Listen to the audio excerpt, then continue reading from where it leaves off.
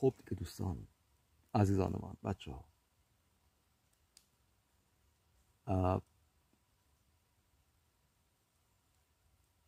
خیلی خوش گذشت این جهان، واقعا دنیا خیلی که خوش نگذشت و بدم نبود.